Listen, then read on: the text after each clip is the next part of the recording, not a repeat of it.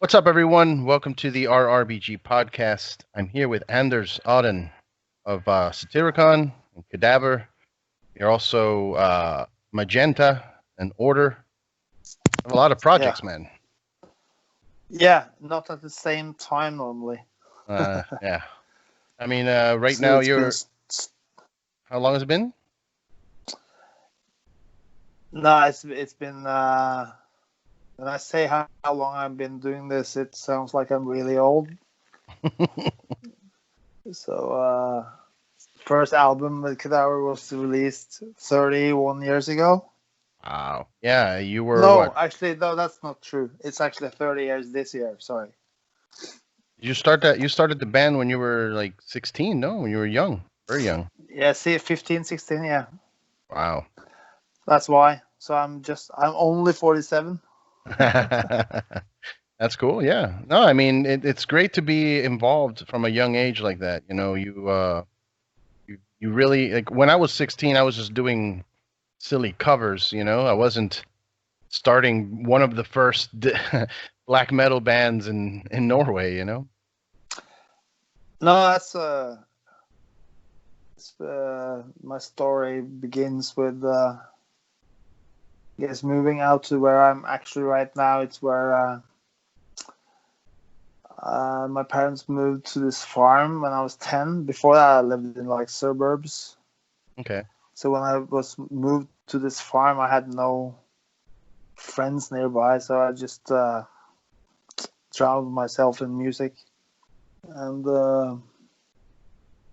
one of the first things which got me involved with this was listening to this radio from a station from Oslo in the middle of the week from 12 onwards, like a local radio station where Mayhem was guests with their first demo, Pure Fucking Armageddon. So I was listening very carefully to what those guys were saying and the band they were playing, and they basically took over the whole program and played lots of unknown stuff. Nice. For me and everybody else, I guess at the time they were like total pioneers. So I managed to figure out Euronymous' real name through the fact that his brother called into the same program like a week later and told them his surname. Okay. Because they were really careful about not saying who they were. They were like Euronymous Necro Butcher, and it was like really mysterious. Then I figured out who they were, and I called them up on the phone. Nice. I was like 13. And I convinced my dad to drive me to the rehearsal space for Mayhem. Wow. And little did he know that would like change my life and set like this path, which continues to this day. So Mayhem is like kind of my godfathers of everything I've done. Wow. Was is your father supportive of what you did? Yeah, what totally. you ended up with? Yeah. Yeah. No, he was totally supportive. I don't think he really understood that kind of music. He's really into classical music. Okay. But he was buying the guitar, and because when he grew up, his dad didn't have enough money for a guitar, so he's always been very musical. So he was in choirs because you can always sing without having that doesn't cost anything. Yeah. And his father, actually, my grandfather, was, even if he was like a lumberjack in the wintertime and like hard labor all year round, like people used to do, he was so into classical music that he would set alarm clocks to wake up like in the middle of the night to catch concerts on BBC radio. Even if he was like, didn't get enough sleep and had to do like hard fucking labor all day, he would still prioritize to wake up like 4 o'clock in the morning to catch like a concert on some bandwidth from some strange place. So So my passion for music obviously comes from that background, and doesn't really matter what kind of music it is as long as you're passionate about it, I guess, you know. Yeah, no, for sure. And I know that classical music's, very influential with some of like symphonic black metal, a lot of It's influential for every kind of music because that's true too. Yeah. basically riff making, you know. Beethoven's you know, Mm. Yeah. it's basically a metal riff. Yeah, that's and, true. and anything that is most of this doing tons of arpeggio stuff, which really is so hard to do on violins or guitars or whatever. To this day, it's like insane shredding, basically. Yeah. Yeah. Or you have like Greg with the you know, this Norwegian mountain hall theme, Yeah. which is well known as a riff and done by tons of different rock bands.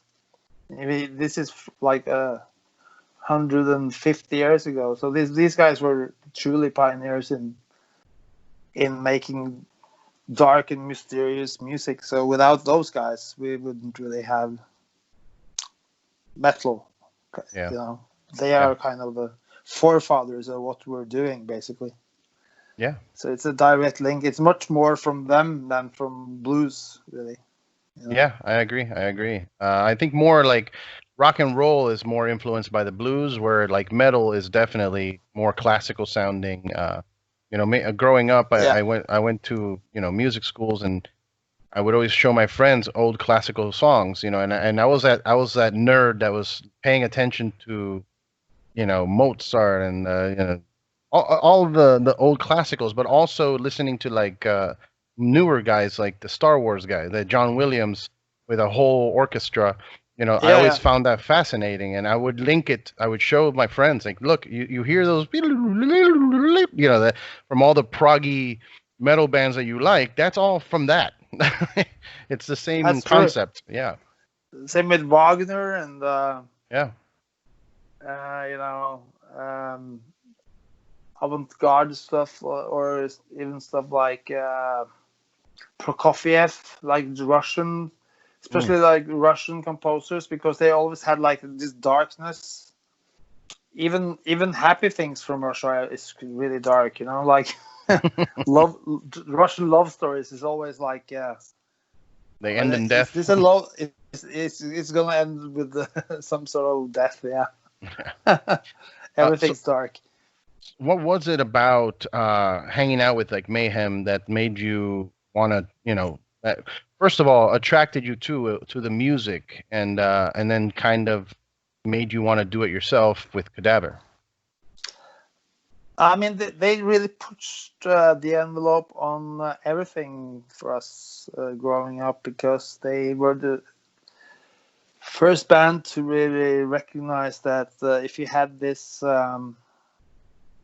unique approach to music where it's all about the emotions and the true passion about the music and not about the music business, you could do anything, and they were really important in all aspects. So like myth making around the band, the look, the logos, the seriousness, corpse paint, and do it yourself thing, and own your own stuff. Don't pay attention to trends. Fuck the trends. Don't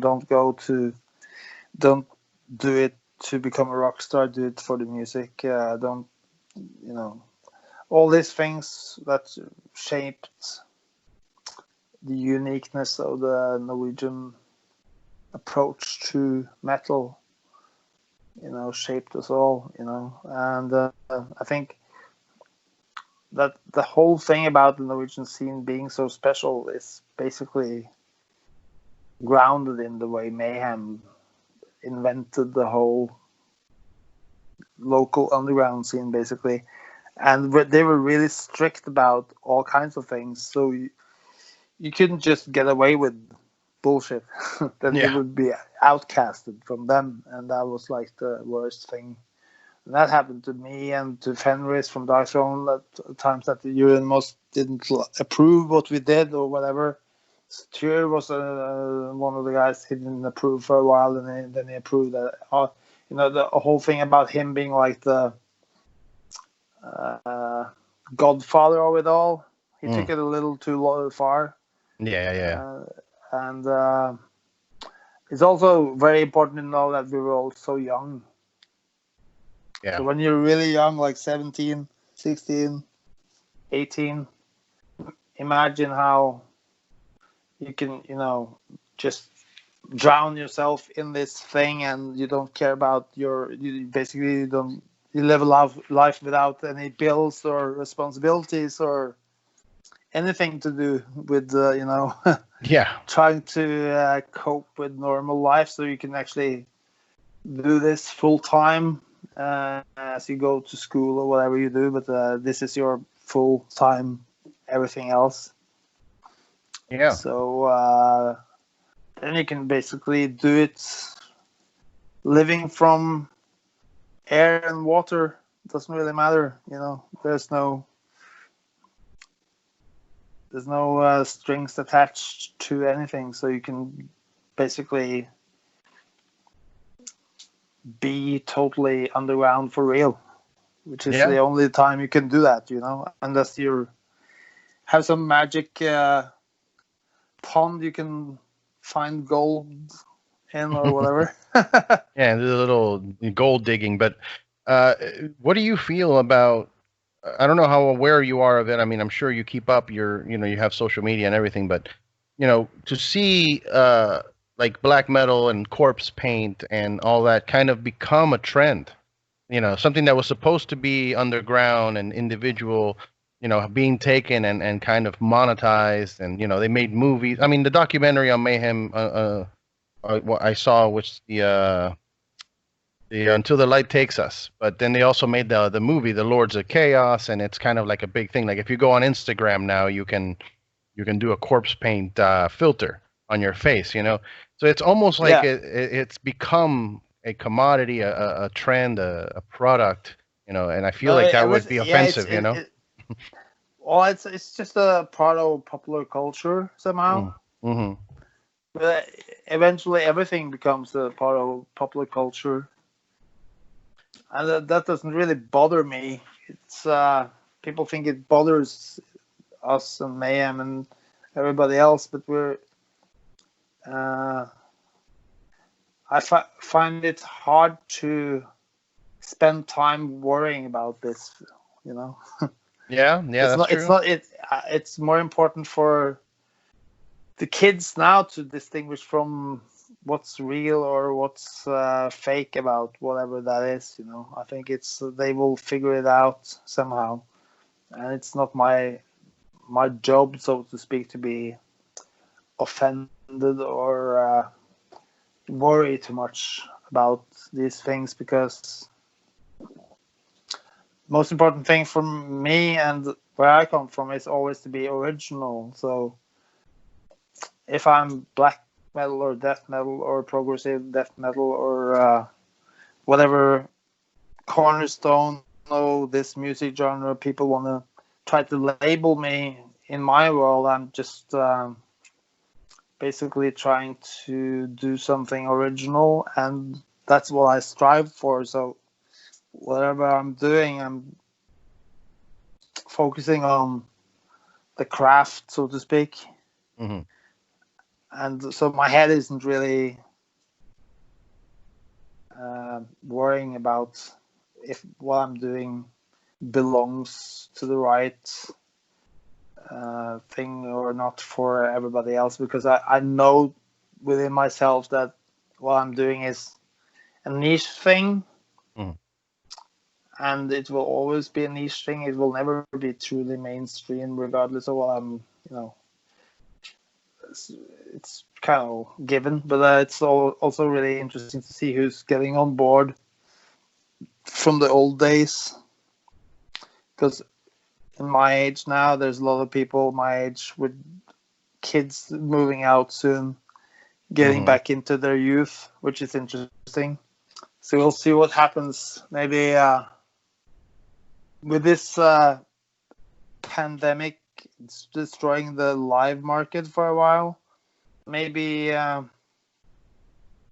one thing we can see is to do this kind of music in places where it's seated with like space between people or whatever it takes to go to shows.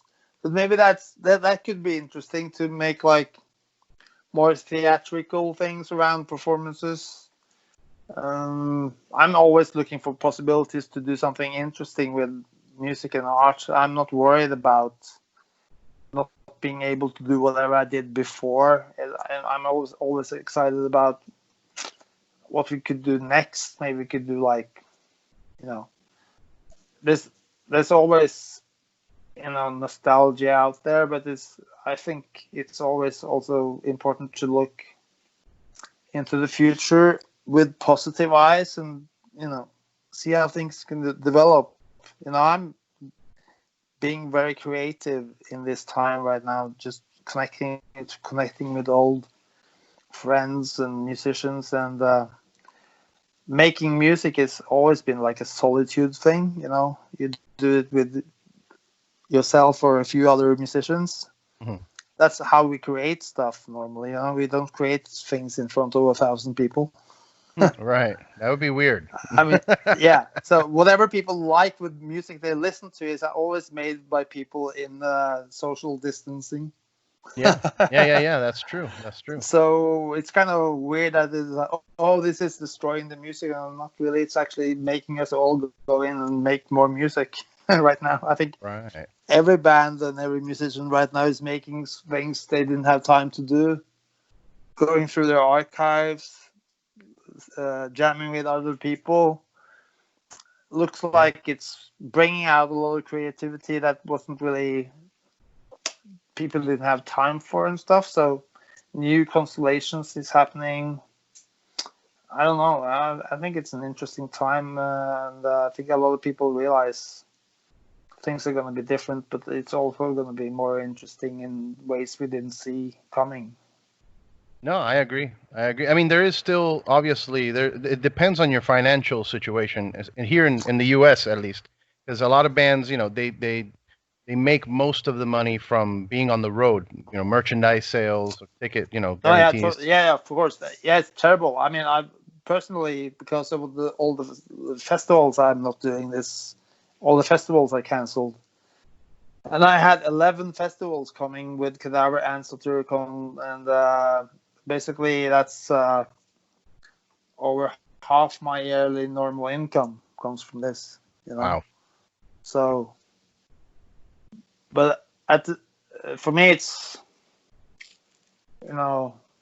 living in Norway, which is one of the countries where we have a social security system which is insanely well built. Before this happened, I was already on sick leave with cancer treatment. Oh wow! What type of cancer? Colon cancer. Oh no, that's the worst. I'm good. I'm through it. Okay. I got surgery in January. So they cut it out. So they cut out everything. So I'm doing like post-surgery chemo. Okay. Right now I have 2 more to go, so I'm done by the end of May. So it's kind of coincided with the whole thing when I was like getting back out of surgery, going into my chemo. The whole world, the whole world goes cancer. So to speak. Yeah, basically, yeah. So for me, it was like going from social distancing because chemo takes your immune system down. So I was already concerned about getting any sickness like flu or just like a normal cold would still kick me out of the treatment for a while. Yeah. So when everybody else got on board with my program, Seemed like a extreme measure to take, you know. Yeah. The whole world didn't need to pay attention to my sickness, but it kind of felt like everybody suddenly realized I had cancer. It's like, okay, stay Let's away go from back. me. Stay home. Stay home. Stay home, yeah. That's Now interesting, it's man. yeah. The chemo, I've heard stories that it causes hair loss, and I mean, your hair looks beautiful. Yeah, no, it's actually cancer is so different from case to case, and the chemo is different from case to case. Okay. So chemo I'm getting for my thing is I'm thinner in the hair, but it's not taking it totally away. So it's more sophisticated now, the treatment, which is good. You know, That's it's more, it's literally customized to your exact condition. Okay. So cancer is just a word for a very personalized type of treatment towards your exact symptoms and the development of the tumors and all kinds of things. So it's very advanced treatment now compared to just like a couple of decades ago, where everybody got the same chemo for that just burnt away your hair or yeah. So now it's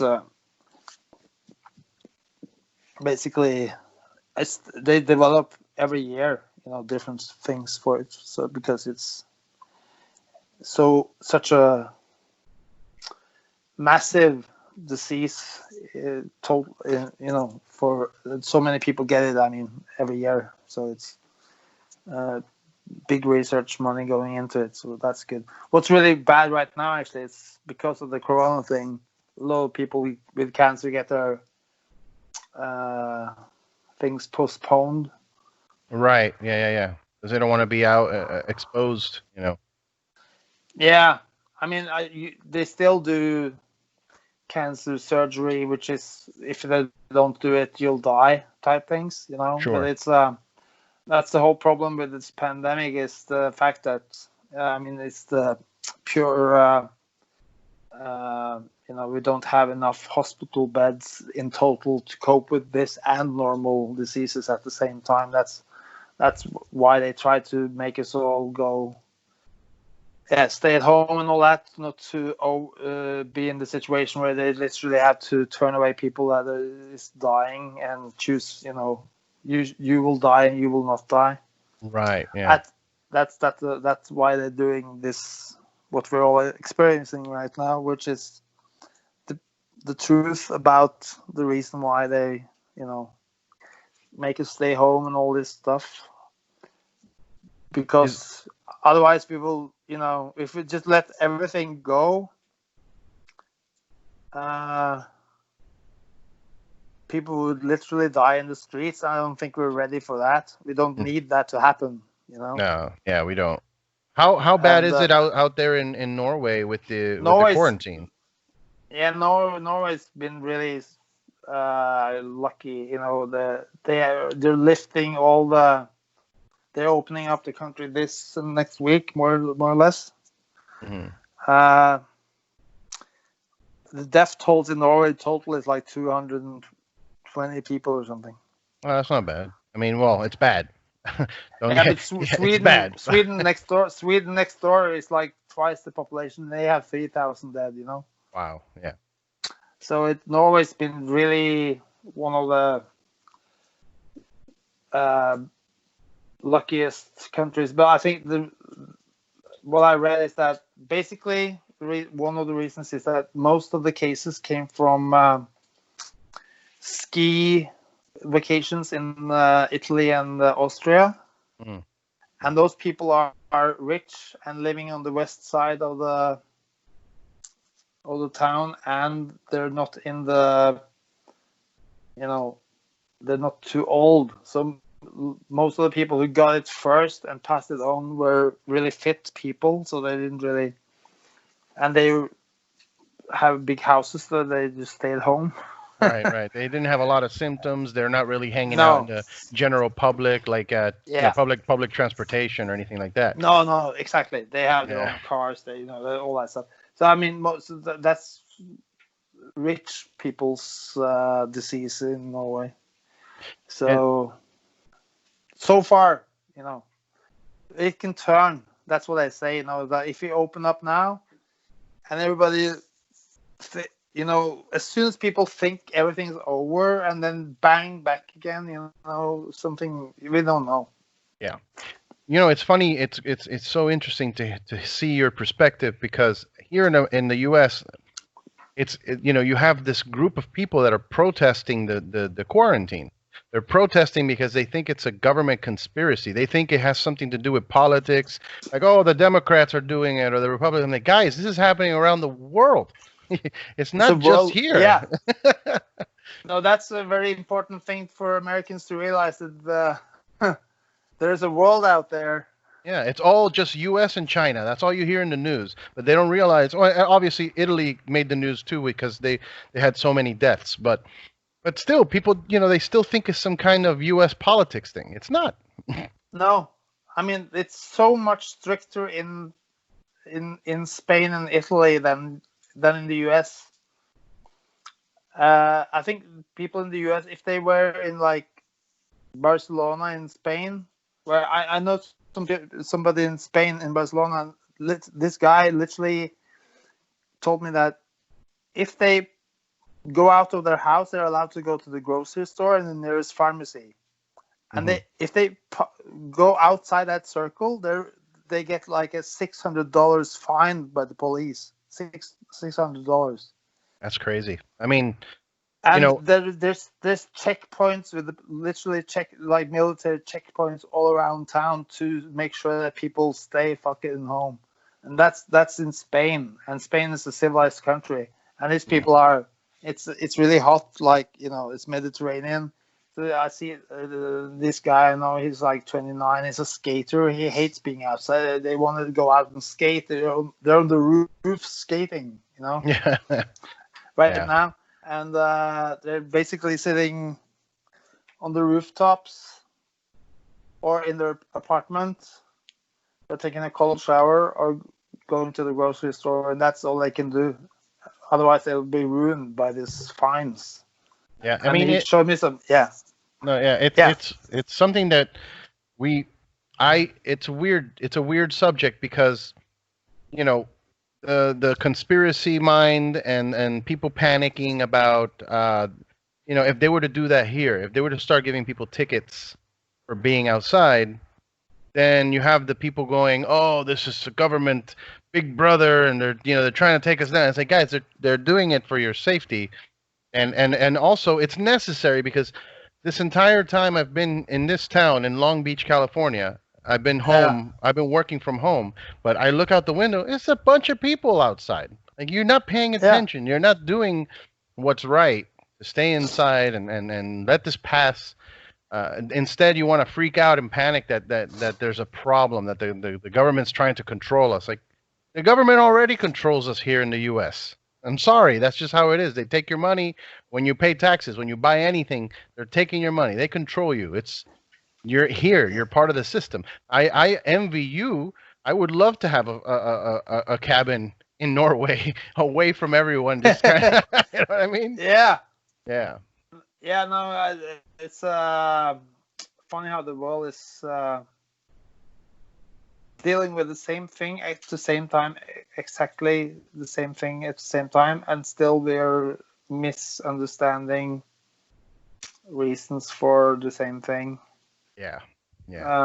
Like you say, and I think, I mean, the trust in government in Norway is like on a level where the prime minister looks like your worried aunt. She's that kind of person, Right. Yeah. And when she says something, you believe her, because she's not trying to, I mean, her agenda is public safety, and there's no conspiracy to be found you know. And it's very simple and easy, and it's like you say, it's for people's safety. And now when we actually managed to do that so well here, because people actually paid attention, and the virus is, you know, slowing down, and we're lifting the thing because we're good at it. It's a trust issue still, because we still have to pay attention to, you know, avoid things coming back up. But the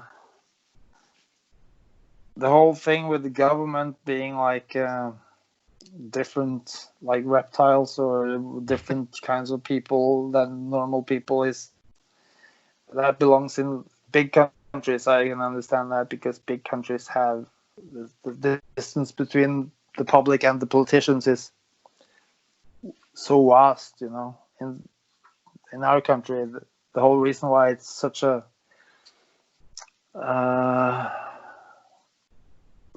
wouldn't say easy, but you know, I mean, like, we don't regard the government as the enemy, you know. The taxes actually, like right now, I'm getting all my tax money back paid for sick leave, you know, Right. from a government agency who's paying like a monthly wage for me to make sure I'm getting back on my feet from this illness I have. And I have paid a lot of taxes, but I get those taxes back through the universal health care system we have for everybody. Mm-hmm. And I actually Googled how much my cancer treatment would have been in America to see. So every month, my treatment every month in America would be $12,000. My surgery in America, staying in the hospital for 3 weeks with like this big surgery, was like I think 120,000. Wow. So if I was to pay what I'm getting in Norway, in America, without health insurance, I would be dead. Yeah. For sure. Even with health insurance, I think I would have had like a premium level to get all the stuff I'm getting, because they're paying my treatment, but I'm also getting a monthly salary to pay Right. my bills from a different kind of system. So it's like, and I can keep that as long as I'm in treatment. I'm getting that without question. Nice. Yeah, it's interesting how different the government is out there, and how much better it works, to be honest. And it's also interesting when you think about, you know, going back to like the old school days of Mayhem and everything, where the government was very against that type of music, and trying to shut it down, and, you know, the combination of religion and government and everything. But it seems like they made changes that are more beneficial now. Like, I correct me if I'm wrong, but I understand that Norway helps musicians as well, right? They give grants for musicians that want to represent the country. Yeah, there's different cultural institutions and grants and funds. Some of it actually, it's coming from different kinds of copyright money, which doesn't belong to a specific writer. Like, so it's like you can apply for funds basically. Okay. But there's also government grants for cultural support, which is very different from America. Mm-hmm. Yeah, But there's no government support for musicians, for sure. No, I know. I've been to America and toured there, so I know. It's like actually the funny thing is that the bureaucracy that I've seen in America, that, you know, the government bureaucracy you have, is so complicated with taxes and everything. It's so old school, and really not technologically advanced at all. It seems like the whole government thing in America is like 30, 40 years behind the current technological thing. Mm-hmm. Somehow, you know. Yeah. Yeah. Not everything, but lots of it seemed very complicated and impossible to understand for anyone. In Norway, everything is digitalized. So let's say that now, when you have the unemployment thing, in Norway it's the same thing with the unemployment thing, but in Norway it's totally digitalized. So whatever your job was, you just file all the PDFs into the system, and they just calculate how much from your files. And you don't need to talk to anyone or fill in like forms in writing. Everything's online. It's funny too, because you think, you hear that America is a great country and we're so technologically advanced and we're number one. America's so great. But you hear things like that. Like, yeah, why don't we have that? We have the technology. Other countries are using it. Actually, you have all the technology. I'm doing this on an iPhone. It's American technology. All that stuff. You have all the stuff. Everything's in Silicon Valley anyway. It's all there. It's not really used very well, it seems. Right. Yeah. Yeah. But for sure you have it. But I'm sure all these companies have tried to, sell it to them as well. I don't know why, but seems like this crisis might give a lot of agencies reasons to at least go more seriously into doing things for efficiency alone, because people can't literally be looking at everything. Something has to be left to the computers now. Yeah. Otherwise, too many people will just wait forever for,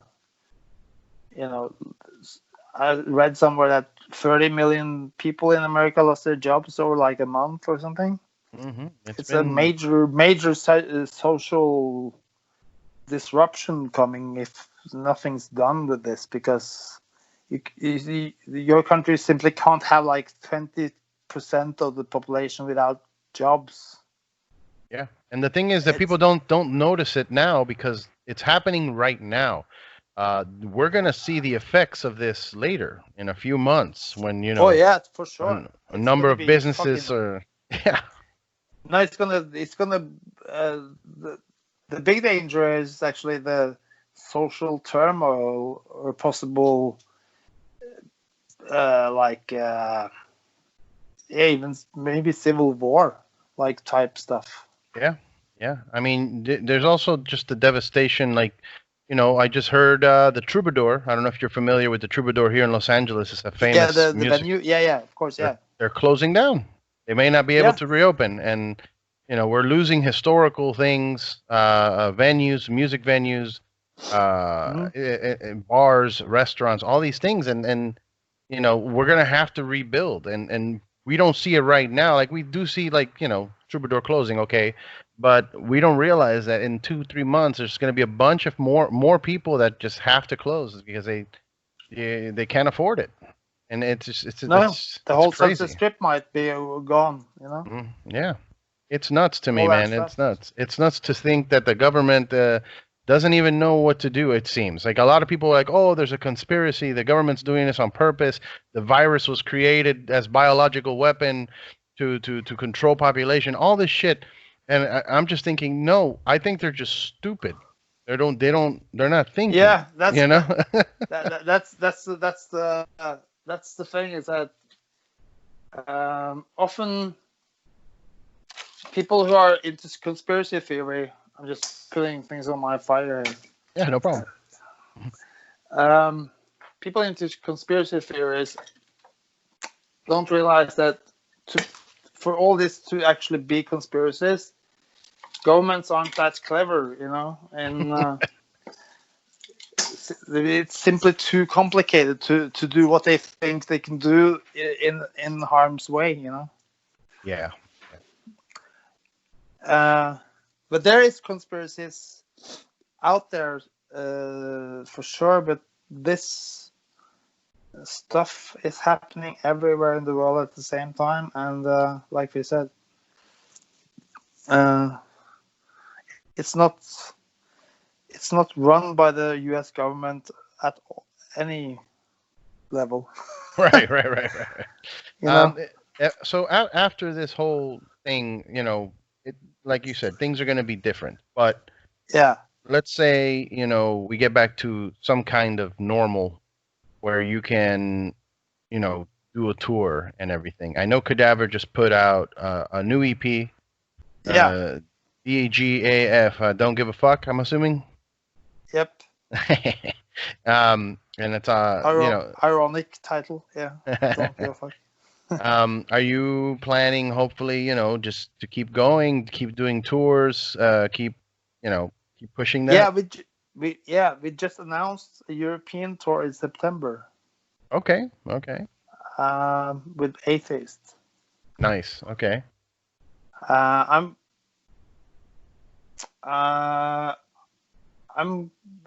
truly hoping that's gonna work out because all the promoters went for it, and the agent and everybody, obviously. So because I thought it was gonna be too early, but if it is too early, it's better to have it out there and just postpone it a little bit, because if nobody at some point somebody has to say go to something.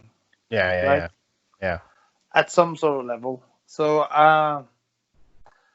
I'm at this point, I'm thinking maybe it will work as they plan. Maybe part of it will fail, or maybe not.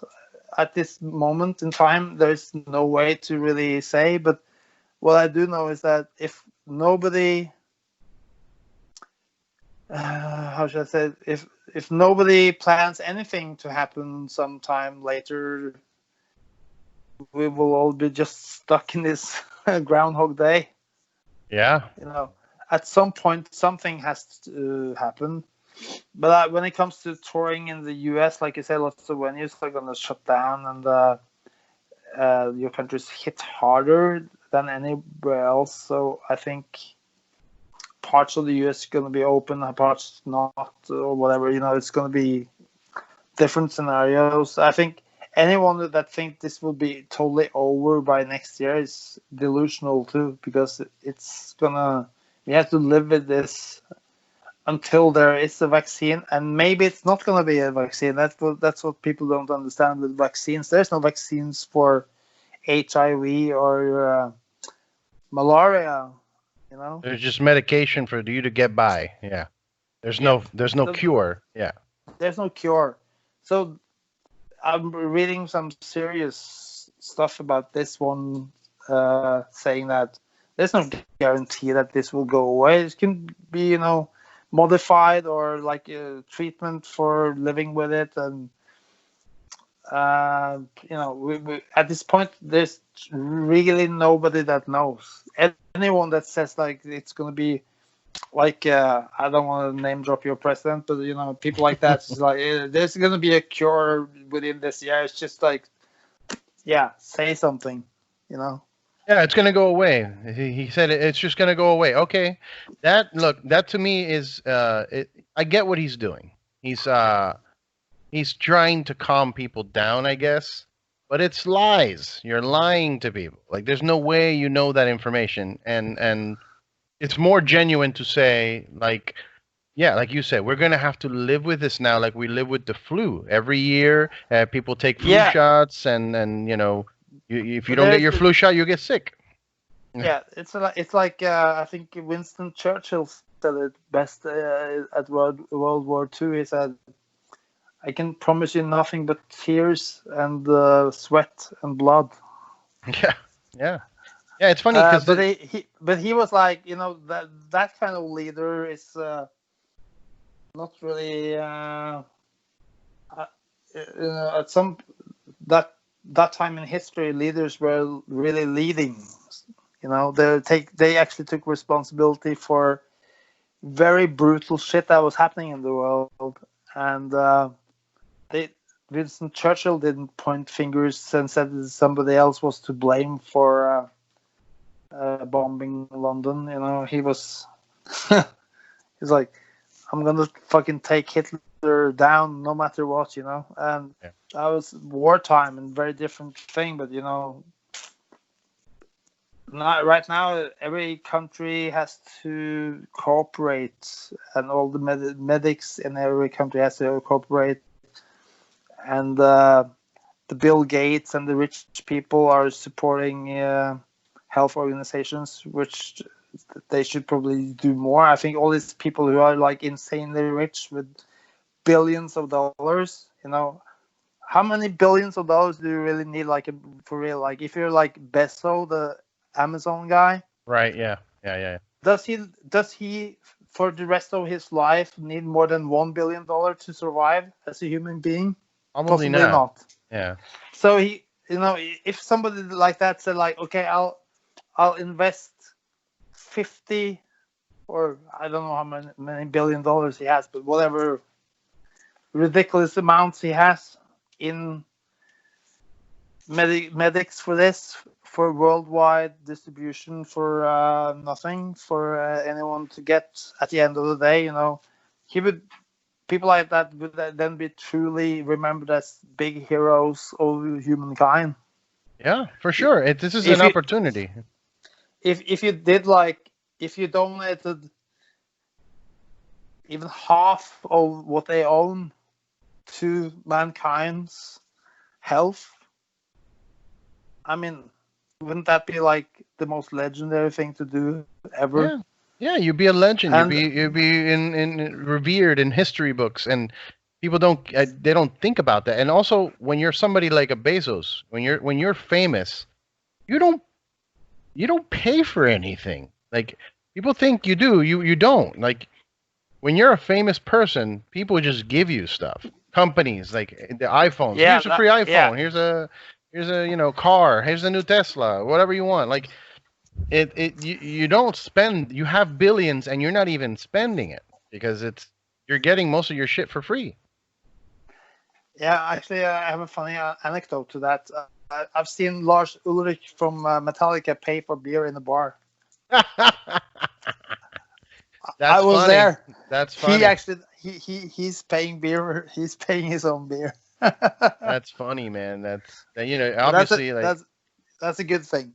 Yeah. No, look, it's good that he's willing to do so. But yeah, no, obviously, like if I was there, I would have bought his beer, just to be like, hey, thank you, whatever, for Metallica. Yeah. But no, it's fine. But I mean, but your point is totally right. These people are like the billionaires in the world should really fucking. This is their time to climb down and be human beings if they want to. If they ever wanted to be known for something positive, this is their time. I think Bill Gates is kind of trying, but I think that he should do more. Yeah, he's trying, but the thing is also in America here, we have so many dummies. There are so many stupid people that are anti-vaxxers, people that are, and I don't care. I'll tell you. No, I know. You're anti-vaxxers. They are here too. Dumb. They don't understand anything about medication or the world history or plagues or I've studied because I'm a misanthrope most of the time. Humankind never ceases to disappoint. It's true. I've been studying the end of the world scenarios for a long time, so this is no news to me. Yeah. It's me too. I'm a big fan of that type of perspective, and I'm also attracted to the darker side of things as a human. That's why I love metal. That's why I love reading like Nietzsche and playing video games that are about the post-apocalypse. I'm getting ready mentally. Because I know it's going to happen. It's inevitable. Yeah. No, you remember that series called Life After People? I don't think I've seen that. What's that? Oh, wow. Oh, you're gonna in for a treat. Just Mm. there's a few on. I don't know if the whole series is out on YouTube, but it's a History Channel thing. It was like 10 years ago. It's about what happens to the Earth when everybody's gone. It doesn't say how everybody leaves. Just whatever happened to humankind, we're all gone. And then what happens to the Earth? What happens to our monuments? What happens Oh. to our cities? What happens to nuclear plants? And it's like a series about how basically it's about how nature just takes back everything very fast. So Mm. within 1,000 years, everything we have is literally gone. Yeah. Yeah. I Even mean, like Manhattan type places is gone. People don't realize how bizarre that, because you see that city and think like that is, even if everybody's just left, this will look like this even like a couple of thousand years later, but it's all rubble. Everything's just rubble, and it grows back out with like nature just takes everything and just splinters anything we built into gravel. yeah. And then it just, on top of that, it just builds trees, and then anything we've built is just like, if it's not made from solid gold or something, it's gonna be totally just gone. Very, Yeah. very, very, very fast. I'm gonna check that out. I'm always interested in stuff like that. I loved that movie 12 Monkeys. I don't know if you saw that one with Brad Pitt, Oh yeah, and totally. Yeah, yeah.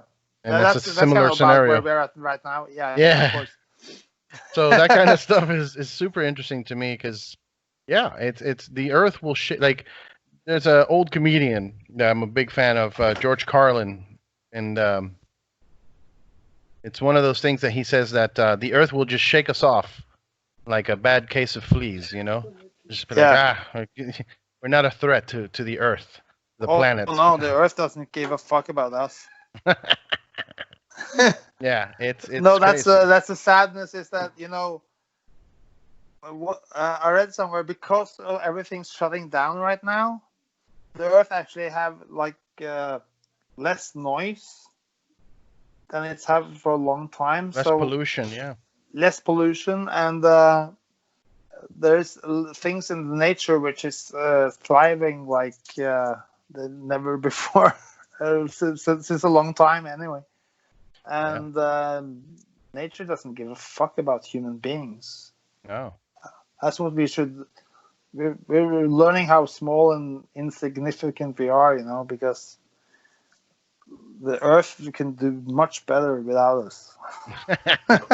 Yeah, yeah, For yeah. sure. Let It me ask probably you something. has. I want to. This is the Earth's way to tell us that we're fucking things up. Really, Yeah. This is one of those things that the Earth just says, like, okay. What is scary is that people pointing fingers at China for doing the virus. What we have in your country and the West everywhere is animal farming with antibiotics used in animal farming for food, and that threshold between how much antibiotics and how the bacteria is fighting the antibiotics, that's a war which is about to go the wrong way at some point, and it's just a matter of time. And the way we're deciding to eat meat with all these antibiotics used in chickens and pigs and cows is a much bigger threat than anyone realizes. When that thing passes, the threshold, and we can't protect ourselves against those bacteria, the Black Plague kind of things can happen again. Yeah. Are And you? Are that's a you? much bigger threat to us. Literally, when the Black Plague hit Norway in 1349, 60% of the population died. 60%. So it's like, That's uh, crazy. if that happened now, it would be like, for worldwide population, 4 billion people would die within 3 years. Jesus. that's piling up. So that's what nature can do if nature really want to strangle and fuck us up, you know. Yeah. Are you vegan now that you had colon cancer and everything? Are you switching your diet? Yeah, totally. Yeah, Yeah. I'm not vegan, but I'm vegetarian. Yeah. Vegetarian? Yeah, I mean, it's crazy to me to think even because my family's from Spain, from Galicia. Yeah. So eating food out there, the meat and the quality of it is so different because they're farms that are run, Oh yeah. differently from here. And Sure. you come to America, you get this processed, just like you said, antibiotics, and they push it out. They growth hormones to make more because they had to meet a demand that for meat, and it's just insane. Like I was vegan for a while. I'm not vegan right now or vegetarian right now. I still eat meat, but I'm trying to be more careful. I only eat certain Yeah. types, organic or free range or whatever, or go to a farmer's market and get something there, or to make it a little more, less processed. Because Sure. yeah, like you said, there's a lot of disease that can happen, and the antibiotics will ruin your immune system as well. They're eating it, And that's what I'm saying. When people are like pointing to China about this virus, that might be for good reasons, but they should shut down their wet markets and whatever they do wrong. The point is that it's not like we're doing everything right. It's like people have to realize that human beings basically are fucking up the environment around us in different aspects everywhere. And if we truly want to protect ourselves, we should be less pointing fingers towards, someone special for this and that, and cooperate and try to figure out this in a much wider sense, because this what we're seeing now is just the beginning of a new era of different kinds of diseases and stuff that will hit us harder and harder, and we're not going to get away with it. Basically, nature's not going to let us just get back to so-called normal, because normal was never normal. We just fucked it up. We just thought something was normal. Airfares was in Europe. I could fly from Norway to Berlin, hang out in Berlin in Germany for a whole night drinking, be in a hotel and go back for like $100. Yeah. It's like a cab ride back and forward type price for, or whatever. It's I always thought that can't be real for forever. Are we supposed to just jump on a plane for no money forever? No, I don't think that's going to happen. No. I mean, we've spent many years paying too much. I know that. Yeah, but there should be a middle. I mean, there should be a middle ground for the environment and for whatever. If it shouldn't be. I think it's good that we are getting a little slap in the face here, because sometimes we really should worry about what we're doing, and stuff like this might help us understand vulnerability, and hopefully we'll learn, but I doubt that we'll learn very long, unfortunately. Yeah, it'll be a change for like a year maybe, and then everything goes back to chaos. And because people, like you said, people need to worry about other things aside from themselves, and Sure, it's crazy. The last thing I wanted to ask you before we finish here is since you're my into phone's on 10%. Well then I'll make it quick then. The differences between black metal and death metal kind of escape me because I'm not that knowledgeable. But what would you say is the difference that you would put in between black metal and death metal? Well, it's I think it's more or less the emotional side of black metal. I'm kind of fascinated by both and play both, so I'm looking at it a little sideways from normal views on it, maybe. But the musical difference to me is the clearest, but also can be a little bit weird. But I think the black metal I like most is not necessarily just purely aggressive, but more like haunting and melancholy and more like that type of vibes. Okay.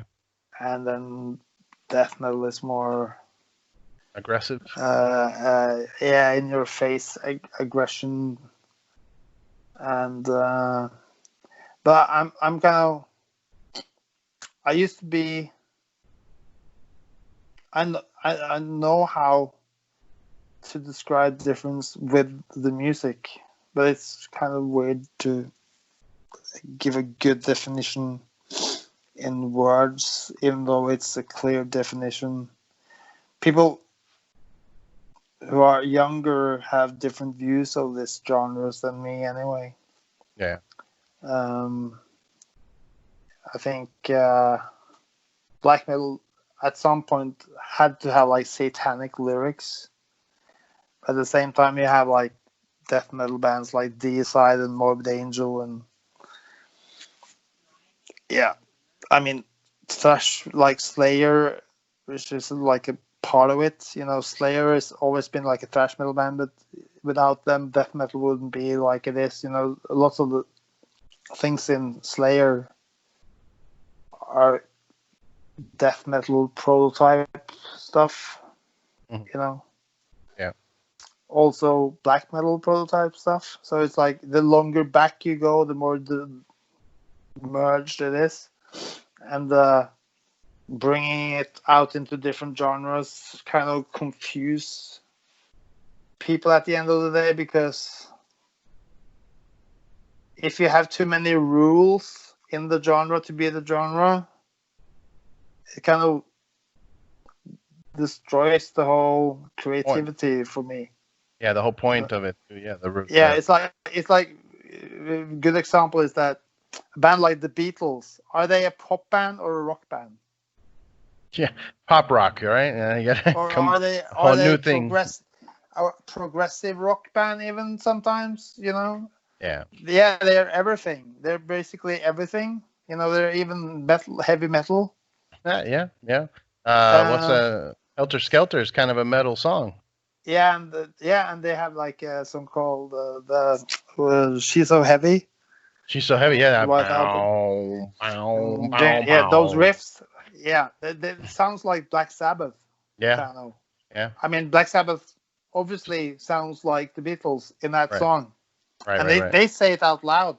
Sabbath is very inspired by the Beatles. Yeah. So, yeah, and lyrically, you know, stuff like, you know, I was fascinated by the human condition, and you know, Cadaver always had like psychological types. Yeah, my wife. Hi. Hello. The dog has to go out. Okay, no problem. Yeah, we should No, probably wrap up too because your phone's dying as well. So yeah. This is an interesting topic. You should ask this like half an hour ago. No, the thing with music is, one very, very important artist that I really admire for all it's worth is Al Jorgensen from the Ministry. Oh yeah. And he's a good friend of mine too, and he has a very specific, simple way to look at things. He's just looking at every band as bands, and that's it really. Just like to him, there's just a bunch of different bands doing different kinds of music and different kinds of things they do, and some suck and some are really good. Yeah, there's no need to label it, man. There's really no need. No, Like, it always confused me with, like, oh, black metal, death metal. I'm like, I don't care. It's just metal to me, man. It's just music, you know? yeah, but that's, when you say that, you always come across as old, right? Yeah, that's true. That's true. That's a problem, because young people always want to identify what's their thing to distinguish themselves from everybody else. Mm-hmm. And the older you get, the less you give a fuck about being different from everybody else, because you are different anyway. Yeah, right. So you don't need to prove anything. Yeah. And the older you get, the more you give. You should let go of certain principles, because you realize they're not really helping you. It's just holding you back. And then you're really old. And young people tell you that you're out of touch, and you're like, fuck you. I don't care. Yeah. Why do you listen to me for then? Yeah, exactly, man. Why do you tell me that I'm wrong? Because you don't need to tell me anything, right? Yeah, exactly. But hey, brother, I really appreciate you reaching out to me. I'm really glad we did this. Really, this was cool. Very interesting conversations. Maybe we can do it again sometime. When Sure. the world is back to normal. Whatever normal is, when the whatever world is normal back is, to, yeah. Before this happened, I actually had the idea that Cadaver could be different lineups in different countries, to be able to just be like me traveling and then having different musicians backing this. Mm-hmm. And now that seems like very futuristic way to actually accomplish anything, because back when alternative music in the world was jazz, that's how they did things. They would be like, they just traveled and jammed with different people in different places to do their stuff. And then that changed with the establishment of like groups, and this has to be this constellation to be this or whatever. Yeah. And maybe this whole thing just brings back the more like you can do different things, as long as you have like a truly unique concept and songs and everything, and somebody who carry that around, that can mean different things for different places, and open up new possibilities to play with different musicians and do all kinds of things.